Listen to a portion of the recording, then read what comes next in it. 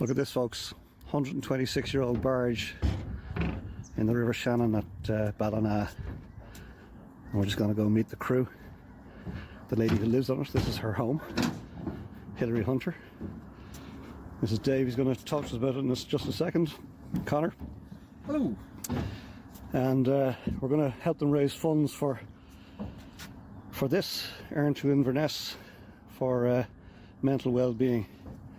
So we put that justgiving.com/page/barge for well-being, supporting this charity Inspire. So let's see, can we give them a dig out? Hilary, thanks for having us on board. The name of the boat? Drie, which is Three Brothers in Dutch. Can I come on board? May I? Can, of course. Welcome aboard. Thank you indeed. And how long is the barge? So she's 16 metres or 52 feet by 4.2 metres, about 13 feet I think that is. Okay. She's 33 tonnes of riveted iron. Wow. And I've been told that pre-Hiroshima steel is the best stuff to have, so she'll outlive all of us probably. Sure, She'll have a few more skippers after us. Yeah. Amazing. And I'd say not too many of the boats in the Shannon here would mess with you. No, that's right, yeah, we try and stay away from anything that's a bit squashy.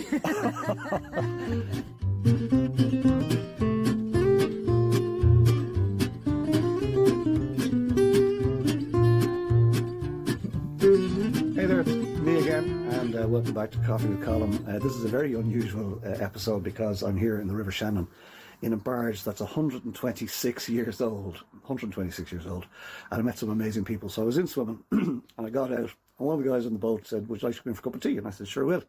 So I'm going to introduce you to some of the people, and we'll get some of the story. It's amazing. Lady Hilary Hunter. So this is Lady Hilary Hunter, I understand. Goodbye, Kyle. And we are here on her home, in her home, on this wonderful barge. Hilary, lovely to meet you. And you? Tell us about the crew. Oh, to tell you about the crew, of course, the most important part. So we have Brian McGuinness, Hey, Brian. skipper of the last 2 years. Happy days. And general excellent engineer and chef. Excellent. We have our latest recruit to the Motley crew, which is Connor. How do you do? And Connor has survived from us all the way around the coast of Ireland, with us, I should say, all the way around the coast. And then we have Dave, who is an established Motley crew member, and he's been with us a few times, done a bit of Scotland with us, and came back for more punishment. Yes. And Hilary, how did you end up in this beautiful machine? Well, 10 years ago, I was living in the south of England, living and working over there, and as a lot of people will know, mortgages are crippling, and I needed to find an alternative way to live. So I had friends who lived in a barge. Living in barges is much more common over there, and boats of all sorts. And so I started doing a bit of research and ended up in Holland looking at lots of these, went over a couple of times. Started looking at motor barges and then fell for the romance of the sail. And so the rest is history. Then I brought her back to England, moved to a couple of different places with work, and then came home a few years ago and brought her back to Northern Ireland. And we're currently moored in will be when we go home, back in Erne in County Fermanagh. At Enniskillen. Been home for the last couple of years. Fabulous. Winters, yeah. Fabulous. And what prompted you? You'd never sailed before, had you? No knowledge of boats, didn't know anybody with a boat. I'd always lived by the coast and loved the beaches and things, but had never had the opportunities to go out sailing or any of that sort of stuff. So it was England that started that journey, surrounded by people that sailed and lived on boats and all that sort of thing. And it was just, I was working in the environmental sector, so it was very sort of greeny and looking at alternative ways of living and things, and so ended up, as I say, on this. So. And it's definitely very alternative. Do you know how many people live on boats? Not in Ireland, no. Okay.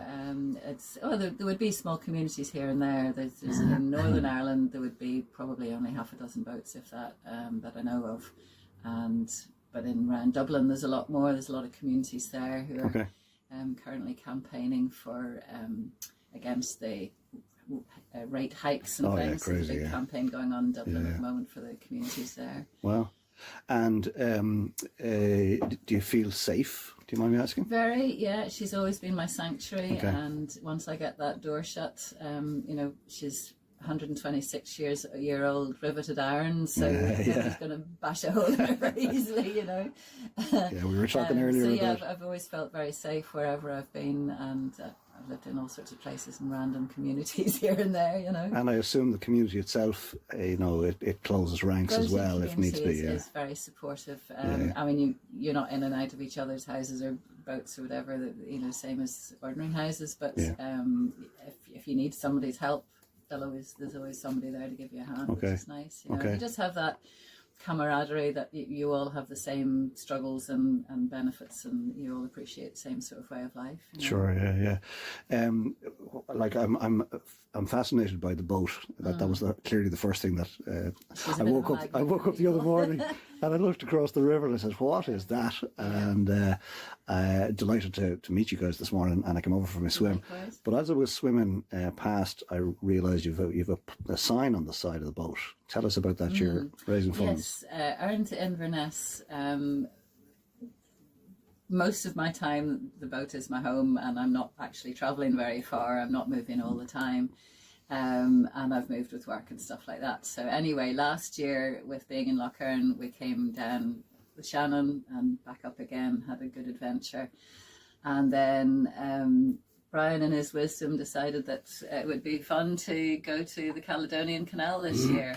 Was it fun? Yeah.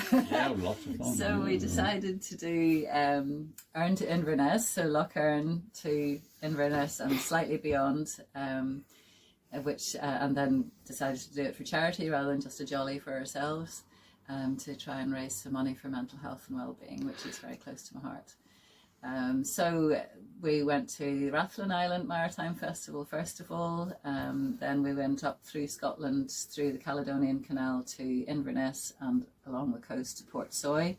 The fantastic traditional boat festival there, which has been running for 30 odd years. If anybody wants to go there, I would heartily recommend it. Beautiful spots. So we had a beautiful weekend there with lots of old traditional Scottish fishing boats and all sorts of different craft there, and the people were wonderful. The sun came out, summer arrived, and it was just terrific. We had hundreds of people through the barge to see what this strange boat was, you know, and made lots of new friends. And then we came back down through the Caledonian, through the Crinan Canal as well, and round the Kyles of Bute. Picked up a few new crew members along the way.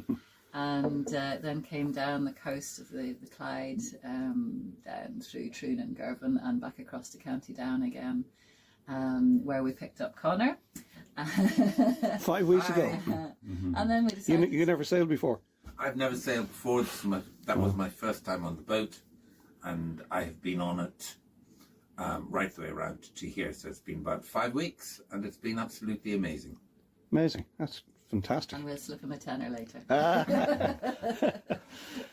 It seems very welcoming. You know, I came over and I didn't know whether I was intruding or not. I was going for a swim anyway, but Connor kindly invited me. He said, "Would you like to come on board?" And I thought, "Oh, okay, and would you like a cup of tea?" And I initially said no, and then I thought, "Do you know what? This is a missed opportunity." Hilary, tell me about the charity and why are you interested in mental health and well-being? Yeah, well, over the years I've had family members and friends. I think all of us struggle with our mental health to some degree. So it's been close to my heart. My daughter works in mental health. One of my nieces also. So Inspire is our charity of the year. They're based in Belfast, but they are an all-island charity. And a couple of members of my family have worked or are working with them. So I didn't want to go for one of the really big charities, and they're say fairly local, and that's why I chose Great, them. yeah, well done. I do think in these strange times that we live in, COVID, you know, it brought it to the fore. I think for many people that like seriously we're in a mess as a species. I think and so to be able to support anything like that. There's all this talk about men's mental health and men not talking to each other and all this type of stuff. So I'm a firm supporter of it. And it's such a while. The likes of Inspire, they work with everybody from going into people's workplaces, advising on how to, watch out for bodies with health problems or whatever, right through to what my daughter was doing, which was in a residential place with serious schizophrenics and, the deep end of it, really. So there's such a vast array of services in between that, and they're stretched. They've no money for anything, anything, even though we're not raising huge amounts, it might pay for something. Tesco, without giving them a plug, they have a saying which I use all the time: every little helps. Exactly. Yeah. And it really does. So maybe this will help somewhat, and even the conversation might help somebody. And I think that's the issue. We don't know. We pass people in the street, right? We don't know what's going on. We don't know what's going on behind any closed door anywhere in the world. Who they are, exactly. where they are, you don't know what's going on in their heads, in their lives, and just smiling at somebody might make a difference to their life, So there's help out there, and that's partly why we all do invite people on too, because we've lots of people on a Motley crew who want to come with us, but maybe haven't had time yet. People that have only come for a day. But it's that connection with the water and nature and the environment, so that benefits us all so much. Couldn't be better. Well, I wish you continued success with it, and we'll put this out on social and just see if we can get a bit of traction for you. Thanks for coming aboard. Oh, come here, pleasure, completely unscripted, as you know. I might just record a few snippets around the boat if you don't mind. Yeah. And if you want to take anything off the website or the socials, and great. Facebook and Instagram as well, and the Old Dutch Barge is the website. Hilary, thanks for that, and I'll just go to the lads. Dave, Hi. thanks for being part of it. Not at all, my pleasure. You're Glad to be enjoying here. your time on board, yeah? Yes, I am. Yes, great. Yes. It's a rough living in a way, but it's good fun. Good We're not up to his usual standards. Yeah, no, indeed. How long have you been sailing? I've been sailing for quite a while, but it's the first time on a barge, which is a totally different experience to sailing on yacht. And how do you guys know each other? I mean, what's the link there? Colin and I met. He was a professional photographer, which we had used him for. I used to work with a radio station in Belfast, and he was the official photographer. That's how we sort of originally met and became sort of friends. And then how did you meet Hilary and get invited on board? Was through my mechanic's son. Okay. He bought a car from Kieran, who I knew, and he sent me this photograph of a barge and said, "What about this?" I go, "Wow." I said, "Where's that?" He said, "Lisnaski." Where Lisnaski? He says, "It's owned by a girl called Hilary. She's always looking for a crew. Give her a ring." So I rang her. And the rest is history. Fantastic. Good. And then the old man of the sea. What about him? The sea dog. Woof. You were telling me about the spot underneath you. We'll go there in a minute, but Right. you're on the water all your life. Yeah, fished. Yeah. From his sense. There you go. And still at it. Can't get away. Still involved in it, yeah. Fabulous. Look, we're a real pleasure meeting you all. Thanks for taking the time this morning and for making my Sunday morning even more special. And so this is Connor. We're making our way towards the front of the boat, which I believe is called the bow, because I'm completely naive when it comes to this. In fairness to him, he's only been sailing for 5 weeks. Does he look the part? Smee. Smee comes to mind. Right, talk to us, my friend. Okay, so these are the lee boards, Okay. and they are a ton each. So there's one on each side. What do they do? The boat is flat bottomed. It's just over 3 feet total to the bottom. So obviously if it's sailing, it'll blow all over the place. So these go down and up. Likewise, well, that's basically it. Okay. Well, when did you say they go down? They go down vertically into the water. Yeah, well, the big cranks. Okay. Right, so we have to wind them up and wind them down, and that's the punishment of the weakest member of the crew. Is that you? Yes. I love it. Yes. And come here, earlier you were telling me you came around by the Blaskets. We did. I got on in Bangor, County Down. My mental health hasn't been very good, and my friend thought this would be very good for me. It certainly gave me things to think about that were very scary and to not think about myself. So yeah, we went round down through Cork, staying in different places because Brian is the skipper very often we were staying in fishing harbours rather than sailing harbours. So we got to see a very, very, I suppose, exciting alternative life that normal mariners wouldn't see. Yeah. So it's been incredible. At some points the swell was 3.4 meters. So when you're down, the sea's above you. Now, no, white waves or anything, Yeah. but still Good God. throwing the boat all over the place. Wow. Absolutely incredible experience. That's fantastic. And now we're here, and it's so calm and tranquil, and Killaloo not the most beautiful It's just place? beautiful. Yeah, I'm so blessed, yeah. Yeah, so blessed, right? And so we're going up past Drumineer and all the way up to Carrick-on-Shannon, and then And come here, thanks for sharing that about that you were having a challenge there with the mental health. yeah, The 5 weeks on board, has it been useful? absolutely. You still talking to your friend? Look at the colour in me. Yeah, it's incredible, yeah, absolutely brilliant, absolutely fantastic. Yeah, lovely. Right? I feel strong. I feel energised, and I feel like I've got direction when I get back home. Oh, nice one. Happy days. Well, keep it up. Couldn't think of anything better to do, honestly. No, and we're raising funds here for mental well-being, Definitely. wherever that might be. So happy days. Thanks Great. indeed for that. Thanks for sharing. Thank you. So we're going down here to the West Wing. Dave's going to show us his oops, hit the head. It's such a mess. Like, really. Luxurious quarters. It does look, there's two people's stuff here, so it's not just all my stuff. All right, okay. Well, Connor and I sort of swap between here and the couch outside. But there's a tiny little space, and this is where your domicile. This And what's is through there? This is just the forepeak, which is really a storage room. I think you squeeze in. Yes, squeeze in. It's just a store really for Wow. paint. And this is the bow of the boat, is it? Yeah. Incredible. But I say it could, if you cleaned it all out, it could maybe make another single berth. And this was a workhorse back in the day, wasn't it? This boat, yeah.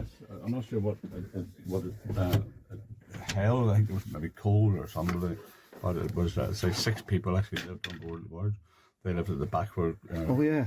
the skipper will show you now. Yeah. Which is really the engine room now. It didn't have an engine up until I think the German army fitted the engine. Wow. Back in the Second World War. Good God. The First World War, it was going back and forward across the Channel sailing with food supplies to France. And then the Second World War, the Germans took it over. Because they were usually trying to invade England, so they wanted to they fitted an engine to it then. And that was the first engine it had. That was Unbelievable. in 1940 something. So it's 126 years old. 126 years ago. Amazing. Listen, thanks very much indeed. You can guarantee there's no boats on the Channel that will be around in 126 That's for sure. That's for sure.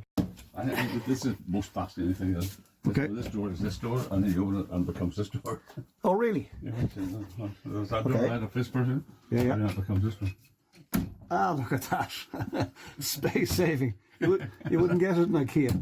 No, you wouldn't turn it down like this. So where are you now? What's in here? This is Hilary's corner. Oh, lovely. The master suite. We've got taller, we've got more room. The master suite. When she sits up in bed, she doesn't bump her head. So again, Tidy living. yeah. Well, it sort of contains your what you have around. And this is known as the head, is that right? This is known as the head. This is the toilet on a boat. All boats, every boat is known as the head. Okay, and why is it known as the head? The head. Well, back in the day of the old sailing ships, you're right, okay? Yeah, perfect, yeah. Back in the day of the old sailing ships, when the sailors had to do their business, Right. they used to climb over the gun on the side of the boat, and they would sit on the side, and all you could see then was their heads. Really? And that actually still applies today, because everybody say, "Oh, going to head," or "Have the heads been emptied?"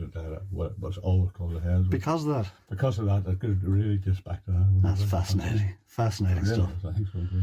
Come here, it's an amazing space. An amazing space. It's a great use of a small space, really really. is, yeah, it really is. But back in the day, this was all. This would have been the whole boat, really. You know. Incredible. The living quarters, say, were down the back behind where the engine is now, but say in those days there was no engine. Oh, yeah, we get the skipper to show us that, yeah. There's an original photograph there, you can see the boat was higher at the back, but that's all been taken away now. Okay, I'll check that out now, yeah. Check it out. Cool. Okay. Thanks indeed. So, Hilary, I'm glad it wasn't me. this is your kitchen area. It is very messy. Is it called a galley, or is that just Yes, people No? that are boaty would call it a galley. people that are boaty, okay, or pretending to be boaty like I am today? And this is your living area. Very nice. Is that a Bit of a state at the moment, I'm afraid, having been away from home. is that a solid fuel Multi-fuel stove. multi-fuel stove? Yeah. Radiators with central heating as Great. well. And then this here is a photograph of With all the sails up. the barge with the sails up. Isn't that just stunningly beautiful? Stunningly beautiful. Picture above is her when she was new. This is her when she was new in 1898, 126 years ago. It's ridiculous in terms of the history, isn't it? Really. Fantastic. Absolutely beautiful. Beautiful. And Skipper's going to show us where the family lived back in the day. Now, our fuel, engine room, fuel tanks and all the like. So where we are now at the moment, this was all the hold. This was All cargo. for cargo, because that was the work of the boat at the time, yeah? And then we go here. Oh, here. And we're into this tiny little space. Look at this. So this deck was raised, so you would have been able to stand up down Oh, here back in the day you would have. Okay. on a skylight on it. Okay. And there'd be a hatch cover down or a ladder down into it, access into it. So a family of 6 lived here, mother, father, Good God. daughter and 3 sons. And hence the name of the boat, Drie Gerbroeders. It translates to 3 brothers. Okay. So this was it. There would have been 6 bunks and a table and a stove in here. Now as you can see, it's fuel tanks, generator, central heating boiler for the central heating, stores and spares, and the engine is Oh, wow. in under the fridge. Wow.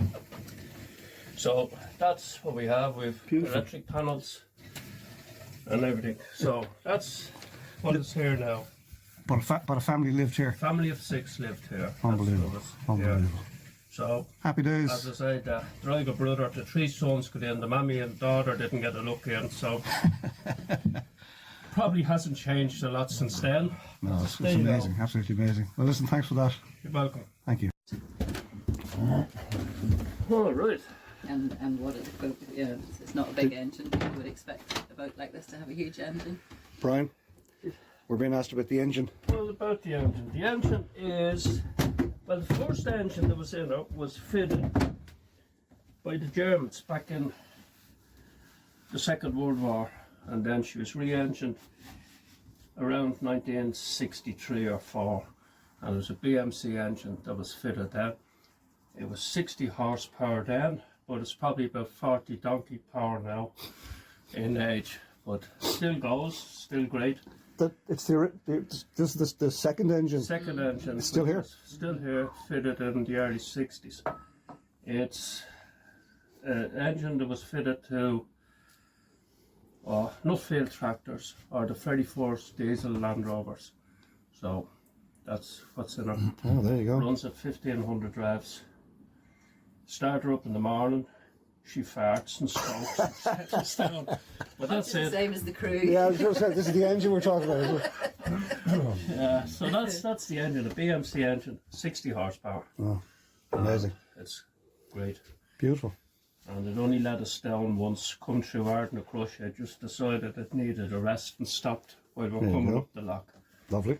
So we sorted it anyway. Yeah, no doubt. Yeah. We're Right, rolling. we have a bow split here, which gives extension to the boat, but we run there's a jenny or a foresail runs from the point of this up to the top of the mast when the mast is up. So right from here. Right from there, that Wow. pulley there, right to the top. The mast is obviously down because we're going through bridges on the way up here. Of course, yeah. I've just been told, the skipper told me that the bow split was a telegraph pole. Apparently, and fashioned into this shape by a guy called Sweet Pea. I've never met him. I don't Okay. know. But there's obviously a problem. There's something happened to the previous bow split. The net is just a pure safety precaution because you're out to put a sail on this, so if you fall, you're falling into the net. Okay, of course, yeah. In between it and the main and the mast, you have another sail, which would be a tassel, we would call it on a yacht, but I don't know what it is on it. But there's 2 foresails, especially when the wind is there to take it. You then have a gaff rig going up the mast, which is a huge big sail. I mean, it really is massive. Okay. And not easy. Anything on this boat is man-powered. There's no hydraulics. It's winches, and there are winches that you have to you break sweat. Right. But as Connor was saying, he's fit. You're a lot fitter when you come off this boat. Yeah. So that's basically it. Pity the mast isn't up, but you wouldn't want No, not. this wheel at the side here, the side of the mast. Yes, yeah. That's the winch for putting up the main sail. Wow. We were on Port Soy. We were putting the sails up on a Sunday morning just for display, and the skipper said he would guide the gaff up, and I'd take it, and I was winding it up. We got up and I turned around the boat beside us. The crew, the 10 crew, they were all lying on, applauding me for No way. So it takes some work. It's a lot of work. Yeah. And I feel a lot better for it. you've been sailing though. Sailing is I've been sailing for 9 years. okay, You know, but not like this. Not on this, no, just on this for about maybe 2 years. Okay. We're coming up to 2 years. And you love it. Oh, yes. Fabulous. That's good. Well, it's great, lovely to meet you, and You too. well done for supporting the charity and for supporting Hilary. And It's nice to meet you. Well, not. I'm enjoying it. I'm not. I do. You're giving a bit back, really. of course, yeah, absolutely, yeah. And inviting your friend Connor's, nice touch there, and makes perfect sense. Oh, it was, yeah. And you can. It suited him. Yeah. He was always talking to me about sailing before, and I thought sailing doesn't really suit Okay. his demeanour. Sure, yeah. It wasn't so. I thought when the opportunity to this, I thought this would suit him. Yeah, nice one. Yeah. I brought him down to Bangor when I got off in Bangor, Yeah. and just let him see the Barge, and he just fell in love with it. Great, He was like a 16-year-old. Can I go? Fantastic. Well, it seems to have done him the world of good. So, Oh, it has. Without doubt, it has. really, really great work. Well, listen, thanks indeed for that. So, pleasure, good to see Lovely to have met you. We'll just wander down and say a final goodbye to Hilary. Isn't that just stunning, lads? Look at that. And this is Hilary's home. I know you're all mad jealous, but I'm sure it's not for everybody. Hilary, I'm just saying, I'm sure the people watching this will be somewhat envious of this, but I'm sure it's also not for the faint-hearted. If anybody's up near Lisnaskea in County Fermanagh, they'd be very welcome to come and see, come and have a cuppa, come and join us for a day's sailing. That sounds magical. Sounds magical. Well, listen, thanks indeed for having us on board, and wish you every success in everything that you're doing. Thank you very much. Maybe our paths will cross again. Hope so. All right, folks, bye. Woohoo! Safe sailing.